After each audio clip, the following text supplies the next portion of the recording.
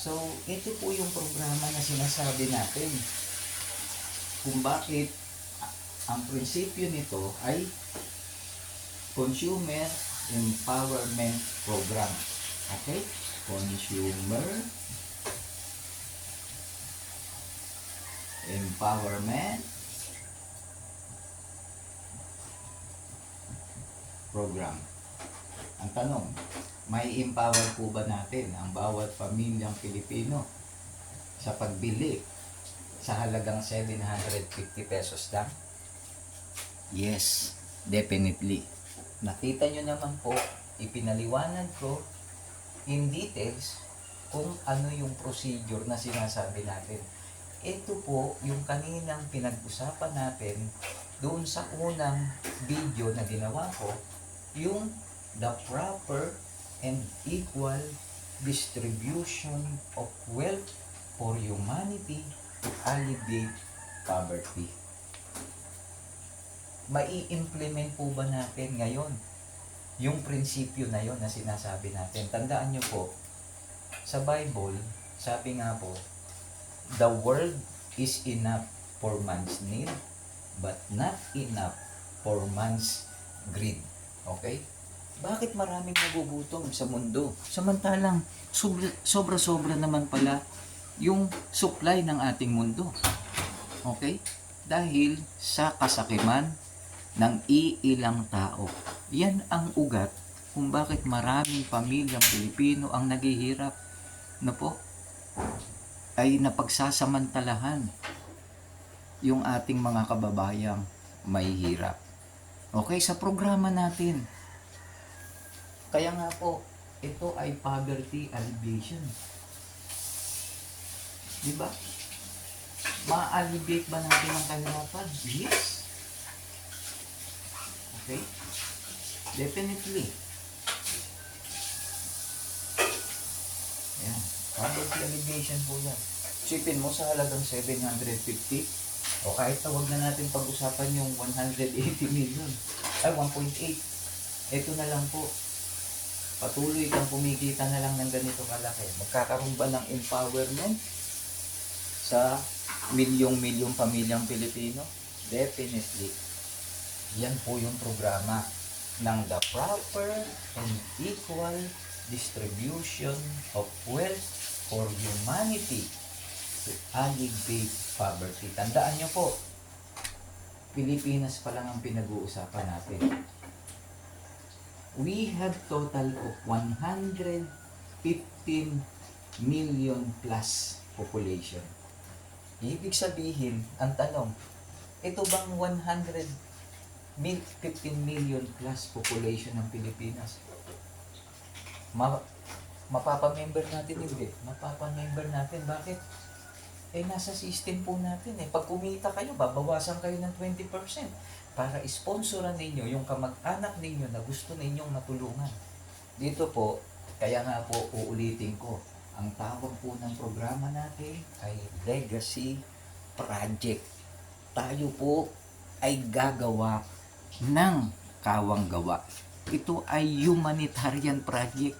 Kaya natin tinatawag na the Legacy Project for Humanity to alleviate poverty. Okay? Ang main objective is Poverty Alleviation Program. Okay? Ganyan lang po kasimple yung programa natin. Okay, meron akong ipapaliwanag pang isa. Okay. Kasi dito, magkakaroon po talaga kayo ng, ang goal po natin, lalo po yung 10 milyong pamilyang Pilipino na wala pa pong sariling bahay. Ang gusto natin, mai-provide natin sila ng decent home. Okay? So ano yun? Condo. Kaya po tayo ay nakikipag-partner sa lahat ng real estate developer. Okay? Para maintindihan ninyo. Bakit? Unang-una, hindi kayang i-provide ng SMDC ang 10 milyong OFW na wala pang sariling bahay. Tama, mali? O, kaya nakikipag mag-tie up tayo sa lahat. Uulitin ko po, lahat ng realty developer ay matutulungan po natin. Yan ang konsepto nito. The proper and equal distribution of wealth for humanity to alleviate poverty. Isipin nyo, magkakaroon kayo ng pondo sa halagang 750 pesos lang.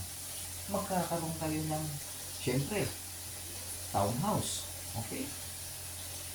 Magkakaroon kayo ng house and lot. Bakit?